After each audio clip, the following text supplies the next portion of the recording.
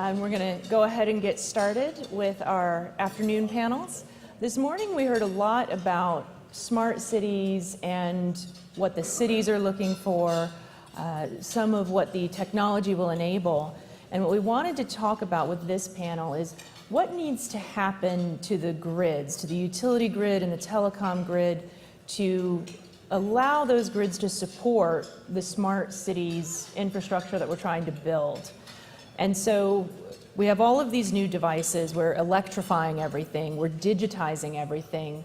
What needs to happen to allow the electricity to flow, to be there, to be resilient, to be there when we need it, so that you don't have outages that suddenly take down your entire communications network in a new and exciting way? And what needs to happen with the telecommunications grid to allow all of these little bits of data that all of these new sensors are going to be sending around to flow freely and to get where they need to get in a timely manner. So we have here some of the finest brains in the industry on this topic. It's going to be a terrific panel. We have Melanie Kinderdine, a principal at EJM Associates and fellow of the Atlantic Council. She has a unique expertise in tracking these changes in the utility sector, both at the DOE, where she served as the director of the DOE's Office of Energy Policy and Systems Analysis, and as energy counselor to Secretary Moniz. And before that, she helped him establish the MIT Energy Initiative. And while she was at the DOE, she was the chief architect of the Quadrennial Energy Review. Then we're going to hear from Rob Wilhite, who's a managing director in Navigant's energy practice and leads the global utilities client segment. Rob has been recognized as one of the top 25 consultants in the US by Consulting Magazine, as one of the networked grids 100 movers and shakers of the smart grid by Green Tech Media, and he's participated in President Obama's Council on Jobs and Competitiveness. And then finally, we're going to hear from Todd Dobert, who is a partner here in our Denton's DC office and chair of our communications and technology sectors. Todd has nearly 2 decades of experience in advising companies that develop, integrate, and deploy new technologies in transactional, regulatory, litigation, and appellate matters, and his client base includes some of the world's largest technology companies, driving the most dynamic and major growth area in the global industry. And if you don't know Todd yet, you really should get to know him, because I've known him for a long time, and I do believe he can single-handedly solve any problem you throw at him. Uh-oh. So, with that, I'm going to ask them to tell you what they think needs to happen to upgrade the grid to support all these new technologies, how we can get there, and what needs to be done to future-proof the grid so that by the time we get through all of the regulatory approvals that are needed and actually get it installed, it's not already out of date. And with that, I will hand it over to Melanie. Great, great.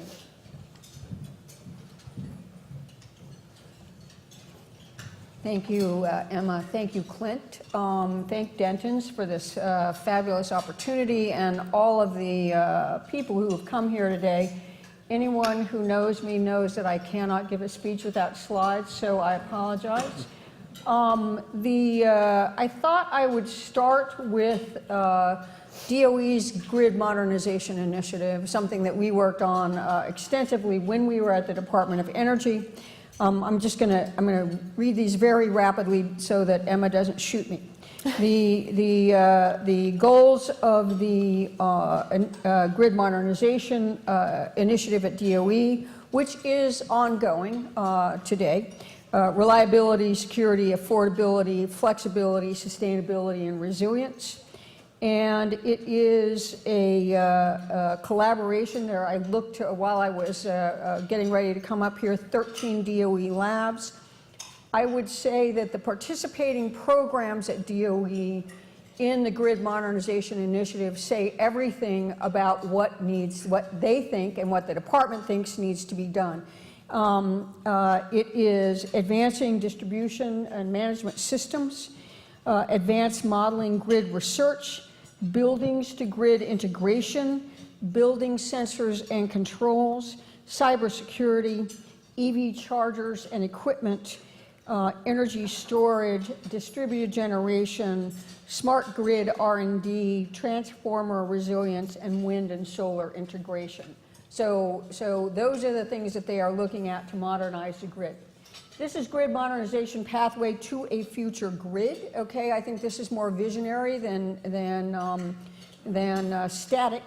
The future grid is a communications-enabled, self-healing network able to increasingly act as a balancing entity, seamlessly managing two-way power flows, complex demand management and response, and asset health that dramatically reduces asset intensity and operating costs. Generation will be decentralized, lower capacity, more flexible units. Utility will be a digitally enabled shared services organization, fully automated, predictive analytics, forecasting, using robotics to minimize manual interventions. Utilities will enhance their relationship and knowledge of their customers to provide a range of services. Utilities will adopt drones as key nodes and reduce maintenance time in the field. And finally, there will be a growing ecosystem of electricity asset owners. This is something I think a lot of people in the room might pay attention to. We are moving from a resource-centric system in energy innovation to technology-centric. These, you can't read the little type, but I picked out 5 areas: energy data analytics, building energy management, smart cities and grid, global drones in energy, and energy and cybersecurity. What you see here are a new range of players in the energy business. And right now we have EEI, AGA, API, IPAA, et cetera, very, very conventionally energy focused. I think when you have trade association meetings, you don't pull these companies into those trade associations. And we need to start rethinking and getting the input of these technology-centric organizations into our energy systems and grid modernization in order to enable these things you see here. This is going to come up very rapidly. These are the DHS lifeline networks and their interdependencies. I have electricity in the middle for a reason. I'm not going to read these, but just a couple of things. You'll see the connections between these. Water for cooling, for example, oil for lubricants for transportation, and how they are all connected. The ones that are connected to all of them, one is communications. I did my own animation and I forgot to put finance on here. I wasn't redoing it, so it's inartful. But electricity runs all of them. So I would call electricity the Uber infrastructure for all these critical infrastructures, and many of them are what the smart cities are looking at as well. Almost finally, I found a survey, 644 respondents about smart cities and grid modernization. 48% of these respondents are federal, state, local government, municipality players, electric, water, or natural gas service providers, et cetera, et cetera. The people were asked, what is the most important city agency for smart cities? Number 1 was transportation. Number 2, the electric utility. Number 3, public works, et cetera, et cetera. So that's a survey, and you can see the top 2 are electricity and transportation.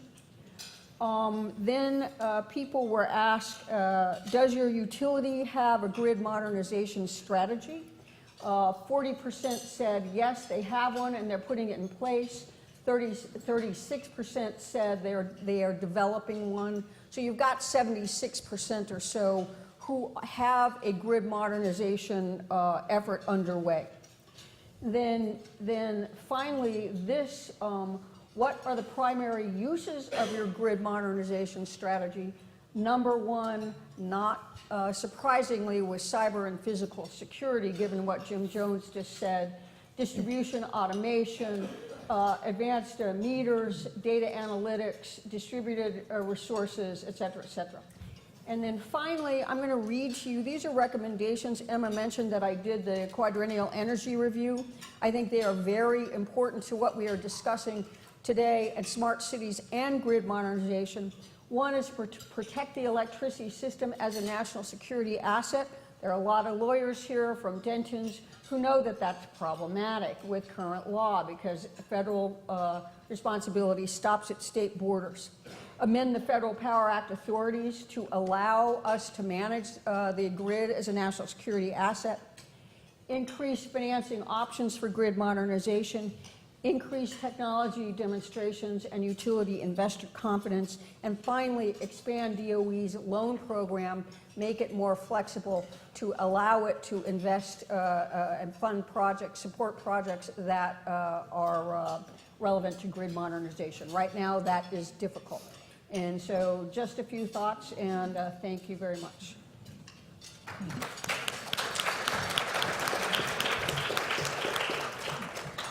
Rob? Hi, well, good afternoon. Emma, thank you, and to Denton's for being here. I'm very grateful to be here with so many thought leaders in the room. It's a wonderful privilege to be a part of these discussions. I, first of all, want to tell you that I'd like to at least give you a little bit of background on Navigant. It may not necessarily be a household word or name known in this audience necessarily. Then I'm going to introduce a concept and a new terminology. And just remember, you heard it here first at Denton Smart City Summit in July of 2018. So I'll get into that in just a little bit. And I think part of the conversation we need to be having is not only talk about what the vision is and what the future might be relative to grid modernization and its role for smart cities and smart communities, but also what are the barriers to implementation. And that's something we need to really be thinking about now in order to address the potential stumbling blocks that are ahead of us. Cybersecurity is also an important aspect to that.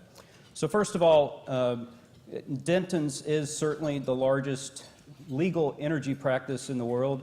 We believe at Navigant, we are the largest management consulting energy practice in the world with about 600 practitioners, most of which are here in North America and another 200 or so across Europe and the Middle East.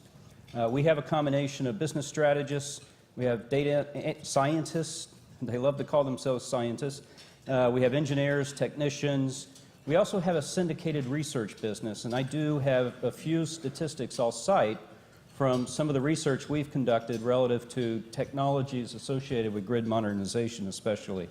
We work across the full energy value chain, from power generation to transmission, distribution, also into distributed energy resources, and even on the customer side of the electric or gas meter in understanding technologies and their applications towards all of the topics that we're discussing today. So just a brief few words about Navigant. So I wanted to, first of all, recognize Clint Vence said a couple of outstanding comments today in his opening remarks, but two really stand out to me. One is that utilities can and really should play a vital role in smart cities and smart community movements. And reasons for that is utilities are connected to everyone. There is an interconnection to, all, as you indicated, Melanie, certainly to all of the infrastructure associated with smart cities. So there is the connection to all consumers, businesses, and all social aspects throughout the community. Second, utilities are used to installing infrastructure and managing infrastructure at scale. And so they understand from a program management and engineering, a planning perspective, what it takes to be able to bring together large-scale programs that comprise many years of capable implementation. And so for those reasons, we believe utilities will have a key part of it. The other aspect of that, since utilities will have a key role with smart cities, is that the power grid plays a platform role, if you will, associated with the benefits that we see in many of the business cases associated with smart cities. And so we see the electric grid in particular playing a key role, perhaps enabling suppliers of distributed energy resources versus those who are buyers of those services, be it on the supply side or the demand side. And I believe we'll have a chance to talk about new business models a little bit later on in this panel. So we see, first of all, the smart grid movement really kicked off a little bit more than about 10 years ago. Many of you were probably involved with the American Recovery and Reinvestment Act. The smart grid grants were a catalyst for kicking off a lot of the advanced metering infrastructure installations, also some of the self-healing demonstration projects, and many aspects of stimulating technology development and implementation in this country over the last 10 or 12 years. So today, we believe that we're entering the era of Smart Grid 2.0, and that's with more advanced software and diagnostics capability, sensing technology, communications capability. In fact, many utilities are looking at deploying their own private communications networks, be it fiber or LGE. But in all cases, we're in the movement we would call Smart Grid 2.0. But envision a world where we're at the end of Joe Andrews' technology adoption curve, where rapid change is coming. And imagine where we go with what we call Smart Grid 2.0 to a term I'd like to introduce here called the Neurogrid.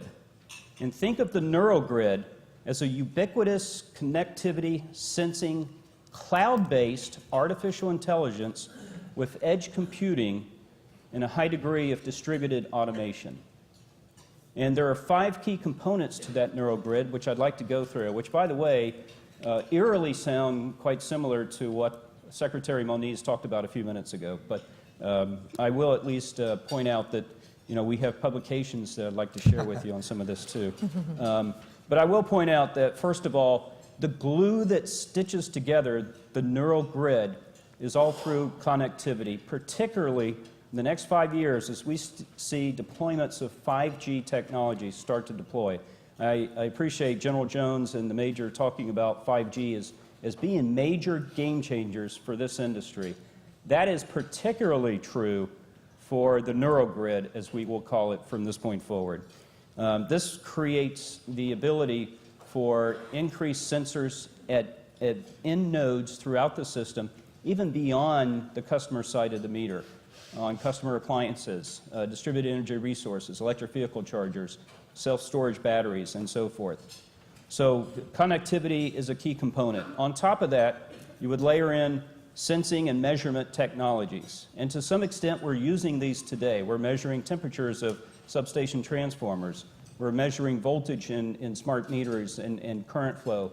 We're understanding and sensing where power flow is disrupted so that we can quickly reroute systems through self-healing technology, but also dispatch crews for more rapid repairs. Imagine a world where that sensing capability is going to rapidly increase. Today, we see in the utility industry about $2 billion being spent on sensing technology. That's going to nearly triple over the next 10 years. In addition to connectivity and sensors and measurement, drones and robotics are going to be a key component to the Neurogrid, particularly when it comes to replacing the human element associated with operating and maintaining power grids and perhaps gas grids to some extent. For instance, we are seeing increased use in drones as inspections for hard-to-reach areas where the transmission grids may not be easily accessible. And a key component to that is the FAA has put out regulations recently enabling some increased use of aerial drones for inspection purposes. But the real tipping point to this will be what we call BVLS, beyond the visual line of sight. If you have an operator who can send out a drone without physically keeping eye contact on it at 100% and being able to inspect entire circuits, the savings associated with that and the cost reductions that we see for utilities is going to be tremendous. Xcel Energy, I don't know if anyone from Xcel Energy is here, but they were the first utility in this country to be able to test that for R&D purposes through an FAA license. So keep an eye on drones and robotics. The fourth area is, of course, analytics, and artificial intelligence is at the top of the heap when it comes to analytics. And we're not just talking about measuring data and assessing data, but using it in more of a predictive fashion so that you can actually predict which equipment on which circuits are likely to reach the end of their expected life, and to be able to do proactive maintenance and to do this in a way where we're preventing the outages from occurring in the first place. And then finally, the fifth aspect is certainly in parallel with the last panel we just had, which is in a Neurogrid environment, cybersecurity protection is going to be absolutely critical. And it has to be engineered in advance as systems are designed, as they're built, as they're implemented and operated. This area alone, by the way, today utilities are spending globally about $2 billion today associated with cybersecurity protection, including perhaps physical security. We see that number almost doubling over the next 10 years, easily. And that's not counting cybersecurity protection in systems and equipment. So that's our definition of the Neurogrid and the 5 key components to that. Happy to talk further about that, but I do want to conclude on one note on the barriers we need to be thinking about that we need to address. One is, and this was mentioned in an earlier panel, which is interoperability, particularly between different hardware and software devices at the edges of the grid. Today, we are not quite there in terms of the necessary standards to enable equipment from different manufacturers to communicate with each other to create this Neurogrid. Number 2, we need better regulatory constructs that allow for increased risk and innovation, very similar to what we're seeing with the Rio model, for instance, in the United Kingdom. And as we start to see developments of technology, we need to be able to incent the utilities to adopt these more rapidly through a regulatory construct that allows advanced risk-taking. And finally, there is a perception out there in a distributed world, particularly in an Internet of Things, or as we call it, the Internet of Energy world, that vulnerabilities are increasing. And there is a perception that will hold us back, and many consumers, for adopting home area networks, for instance, or building owners from adopting advanced building automation and operation systems. And we need to be able to make sure that manufacturers are treating protection, particularly cyber protection, in those devices and in that equipment in order for consumers to help us adopt this world and make sure that we're at the edges of the grid and as automated and distributed as possible. So that I'll conclude on the barriers, and hopefully we'll get a question or two on those. Great. Todd? Great. So thank you very much. I have the unenviable task of following up people who are far brighter than I am. So I'm going to try to pick up on some of the themes that they've talked about. And a lot of people today have talked about 5G and the importance of 5G and why it's going to be revolutionary. So I thought I'd break that down a little bit, because in addition to being an attorney, I'm an engineer, which makes me great at cocktail parties, but overly excited about these topics. So one of the challenges that we face with smart cities and deployment of 5G is it reminds me a little bit of like a college group project. Remember how miserable those were? Because you had one team member that was really motivated and bright. You had another one who had a hangover. You had another one that had a distraction because of some social thing. And you had another one that, quite frankly, was a little bit dumb. So you imagine trying to do this project, but you got to do it on a whirligig ride at a carnival, and the project is a wooden mind-bending puzzle. So you got to do it while you're moving, and nobody can do it on their own. They all need each other. And by the way, you got to pay a lot of money to get it done. So it requires vision. And it requires the ability to be able to explain to all the different people out there why this matters and what needs to get done. Because if you don't get buy-in, it's not going to happen. And I'm here to tell you, the cities and the countries who do this first are going to have such an advantage over everyone else that it's going to be crazy. And I'll tell you why. I'll focus on the 5G part of this. So 5G, General Wheeler touched on this a little bit. He sort of stole my thunder. It's not just the speed. It is the speed. But so you've got your phone right now. In most places, maybe you get 10 to 5 meg down. You could get 1G down. So if you're trying to use analogies, it's like somebody saying, okay, I can trade out your Celica with a Ferrari. Great. But you can see how some people would be a little bit skeptical because you can't always use the speed in DC, right? But I would argue that even more important, and he touched on this too, is latency. Because latency is critical. Latency, if you can get rid of the latency that we have in the network today, you'll never get rid of it completely, but if you can reduce it a lot, it would be like getting all the drunk drivers and all the texting drivers off the road. because they're never paying attention until it's too late. And so, you know, if you're trying to do automation and you got a bunch of drunk drivers and a bunch of texters, you can see how everything falls apart. You'll never be able to follow each other 10 feet apart and get those benefits of the network because the network can't perform. It's always screwing up. And the other one is reliability, and you won't have the outages and the package dropping. And I view that as having like narcoleptic drivers, right? You've got some of the people driving along, all of a sudden they're asleep. And you can see how this causes problems. So 5G is critical for everything because then we can rely on the network. We can't really rely on the network for anything that's super critical today because you've got too many texting drivers and you've got too many narcoleptic drivers in the network. So what does 5G really mean? What's different about it? What does it take to deploy a 5G network? And so the way to think of it is today we rely on a few big towers that cover a broad area. And the way that networks work, the more data you're taking from a tower and the more people who connect, the coverage shrinks. And that's why if you've gone to New York over the past decade, a lot of times you're in the middle of Manhattan and you can't get a signal.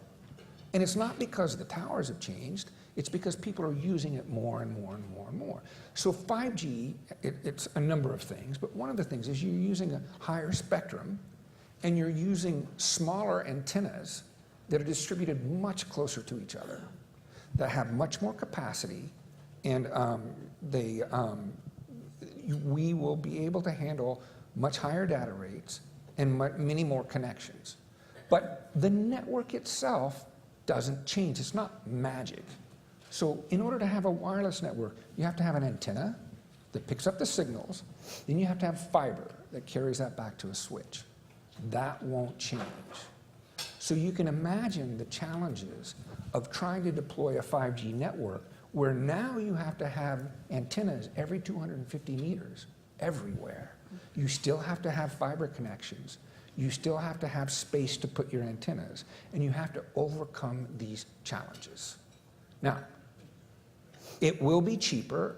Today it costs around $250,000 to deploy an antenna. It's not going to cost $250,000 for every one. But somebody who wants to deploy it has to get rights of way, they have to get a space to put their antenna, and they have to find a way to get all the fiber in the ground. So, we as governments, as utilities, as other parties who can work together to solve these problems, the more we work together to solve the problems, the faster we'll be able to get this network deployed, and the sooner we'll be able to start getting the benefits out of 5G networks. And I think that it's incumbent upon all of us to be able to explain to the different parties why they should care and to find ways to split the cost among the different user groups. So I'll give you an example. In Georgetown now, I live in town, and there's emails going around where people are upset about the 5G deployment because they don't want it to be ugly, which is a perfectly valid concern, right? But if you come at this from all the downsides without thinking about the good sides of it, you're going to only face opposition. And that part of the puzzle is tough because it's hard to tie a direct benefit to any individual to the costs and the disruption it's going to have to deploy it. And so I think that we need to do a better job of sort of talking to people about it, what we're doing, why we're doing it, why it counts. And then I'll have one last comment before I shut up. I think that, well, I've just lost it, so I'll shut up. So how do each of you think that this transformation, this modernization of the grid, is going to end up impacting the business models of the utilities and the telecom providers? Let me say a little bit about that. I have been an informal advisor on the development of policies for community aggregation. And a couple things I would say. There were case studies that informed the policy development, and let's look at where they've done this. In no instance was the electricity cheaper from the community aggregators. And they all relied on the provider of last resort. So in each of those case studies, the provider of last resort was key, but its services were not valued. And so I think that as we go through all of the changes that we're talking about here now, we need to understand we are relying on the provider of last resort. As we are developing all these services and new options, and that it needs to have value, less expensive, cleaner, which I'm not sure we can demonstrate at this point, et cetera, et cetera. So I am, and one other thing I would say about that, providers of last resort also provide electricity access to everyone. I've just, Secretary Moniz mentioned, I've just come from Kenya and Rwanda. Looked at 25 countries in Africa where probably 17 of them, their rural electrification rates were 10% or less, many of them with 2 or 3%. Our utilities provide electricity access to everyone, and I think that as we work at changing our business models and the utilities become more service providers, as I showed in my slide, there are several things that we need to be mindful of. And equity, Secretary Moniz mentioned equity, provider of last resort, and the value of that. The regulatory compact, I think, is still relevant, and we should not lose sight of that. So when I think about the Neurogrid, as I'll keep using the term that I've introduced here, there are 3 quick examples I can give on new business models. One is having the grid owner and operator work as a DER services provider. So there are those who would like to be able to provide distributed storage devices, distributed electric vehicle charging networks, but yet interconnect either to sell those services in terms of capacity and energy back to the power grid, or perhaps to other users who may want to buy energy directly through a transactive energy exchange of some sort. But there has to be, and this is where the power grid becomes even more relevant in the future, a provider, a platform service provider for that interconnectivity between different devices, distributed energy resources devices. That's one. 2 would be buildings are getting smarter, more interconnected. And so we see another platform for growth in buildings to grid. And that interconnectivity between buildings and the power grid in order to network distributed assets, either as supply or demand centers, enables even greater value, both in terms of the data, but also in terms of the energy services they can provide. And then the third one is if we start to see even more increased utility deployment of fiber communications networks, or even in the future 5G communications networks, generally these networks have a lot of excess capacity, way beyond what the utility will need by itself. So in some cases, there are utilities who would be able to wholesale that capacity in the market for other retail service providers. We're seeing some of those models emerge. Enel in Italy is one such example. Or perhaps the utility wants to venture down the path of creating a retail telecommunications service to leverage that additional capacity in its fiber and or telecommunications network. So those are just a few examples. Yeah, I mean, I think that's true. I've worked with Southern Link from a Southern affiliate that did that. They basically built out their network because the focus of telecommunications carriers is very different than the focus of a utility. And so it had a lot of great benefits because it allowed them to get rural coverage, and then they sold their excess out to retail customers. So that's one thing. And I think that the common theme that you're hearing about this is once 5G is deployed, utilities and governments and carriers can start getting out of this model of being sort of a, forgive me, I don't mean to be insulting, but necessary evil, someone that you need but you can't avoid, right? to someone that has the tools to actually do their jobs better, to be more efficient, to be more targeted, to really be a valuable part of constituencies' lives. And I think it'll change things politically. I think it'll enable much better services, much better targeting. And I think that's the biggest change. I remembered what I was going to say. Since we're deploying all of this, it's really important for people with vision to think ahead, because there's a certain amount of costs that are going to be unavoidable. And if we just build it out in a catch-can basis, we're going to keep sort of a network topography like we have today, which is largely like hub and spoke and with some rings in it, right? We've got a real chance here to start deploying facilities in ways that are like meshes, so they're grids.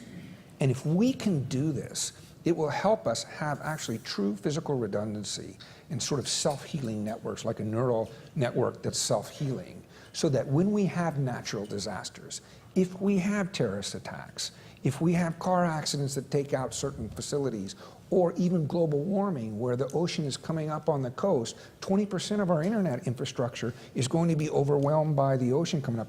We're going to have to recover those costs.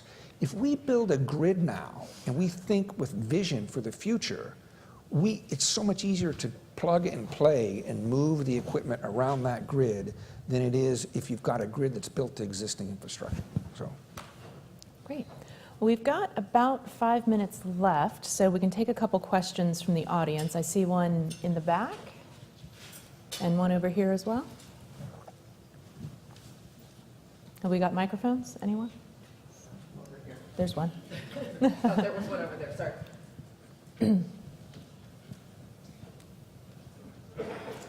Sorry, I can't speak the maglev trains, but...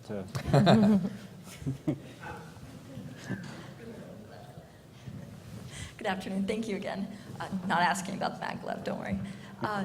I'd be curious on some of your ideas for how we can do interoperability and creating a mesh network between all of us. My concern is that we would have smart buildings, but dumb people, or like dumb interaction between people, in that like, when I look across this room, I don't know who and what they're doing at that table 7 tables over from me, or 3 tables over from me.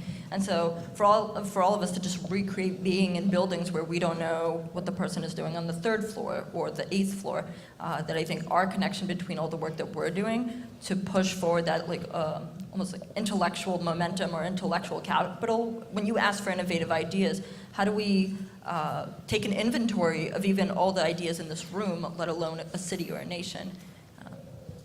If you have any ideas.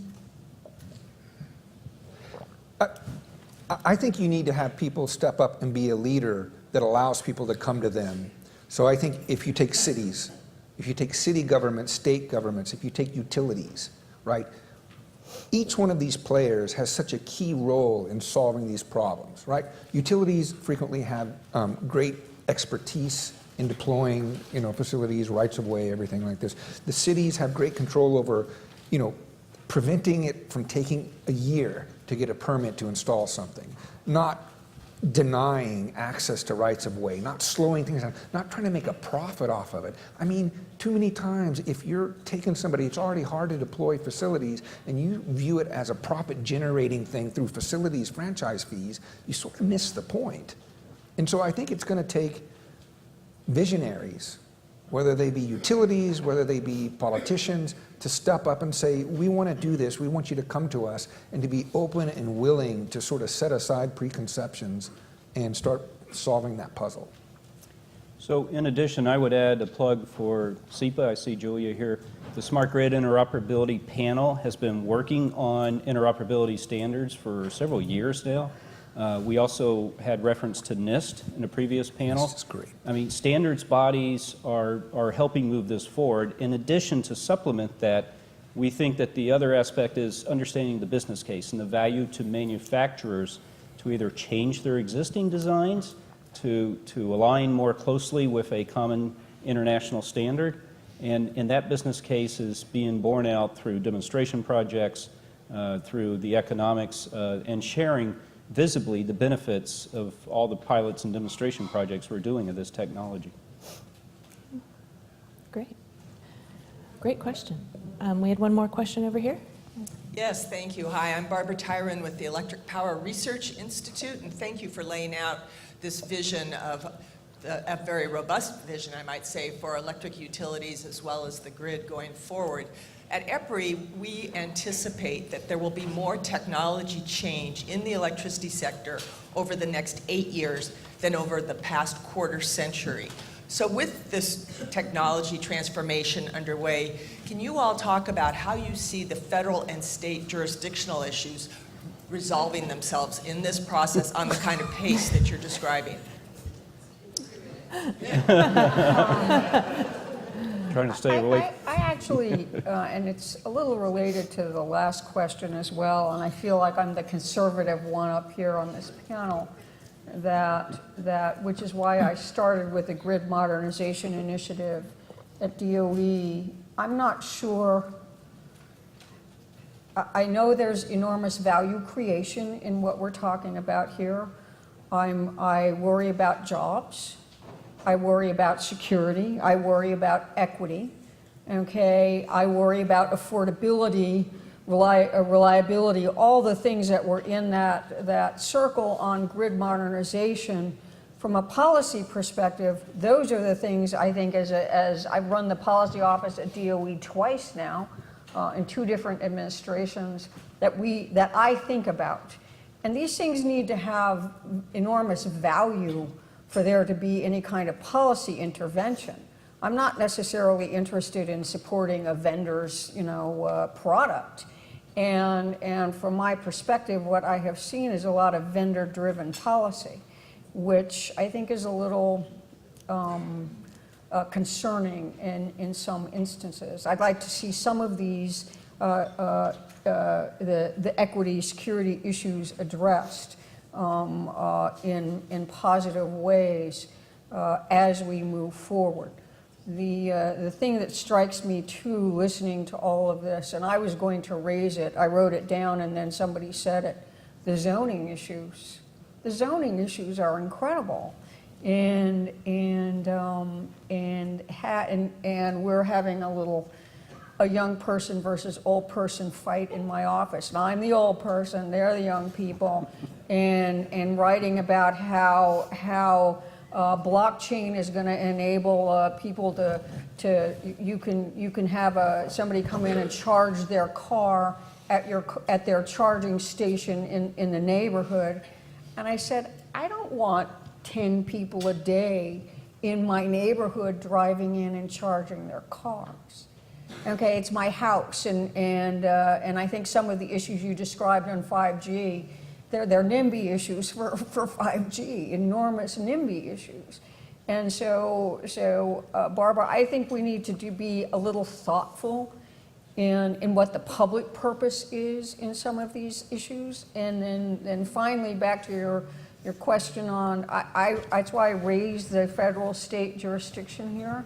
It is completely antiquated. I look at that from the perspective of national security, okay, because that's what I've been doing for most of my life, worrying about the federal role. We cannot satisfy that responsibility under the current legal structure, and I think that we really need to think about that, and because that's a federal responsibility, the primary federal responsibility. But, let me do not so much a contrast. I think we get the regulation 100% wrong, completely wrong. Because if you look at 5G and you look at sort of these deployment issues, it is a national security, it's an imperative that we move this as quickly as possible. It is so important. It's almost as if it's the fight between whether we have electricity or not, because getting this done will create so many opportunities and so much equity for so many of the communities that we need. It's just critical. So here's what I would suggest. If we can, as regulators, start letting the local governments focus on the aesthetics issues, sort of the placement issues, and watch out just for 2 things. One is, don't let people create bottlenecks. And if you manage scarce resources like spectrum, has to be managed, and you prevent bottlenecks from being installed, behaviors that allow people to take advantage of critical aspects in the network. Apart from those two issues, get out of the way. This is hard enough to do anyway. If you start adding on complications on top of everything, it won't happen. And if it doesn't happen here, then our economic competitors around the world are going to do it first, and our advantage of innovation and opportunity won't be there. So I think our time's up. Did you want to have a couple last words, Just Rob? one final word. I'd be happy to share the Neurogrid concept with anyone. Shameless plug. But if everyone would please thank our panel. But the one thing I want to say, last month I celebrated my 33rd year in the utility industry. I think the last 5 has been tremendously more exciting than the last 28 that preceded that. And I believe also that the distribution, the grid itself, grid modernization, particularly the distribution grid, is going to take on even more significance in a future world. My name is Rob Wheelheight, and I approve this message. If I could say, well, I think that 5G is important for national security and competitiveness. Okay, so I don't want. I think it's problematic as to how we get it done, and from a regulatory perspective, if you made it a national security issue and had the legal and regulatory structure to support it, it would be easier to do. And so I agree with you. And I also think it helps you manage the cybersecurity issues that I'm very concerned about. And so I don't disagree with that. I'm just older than you are. and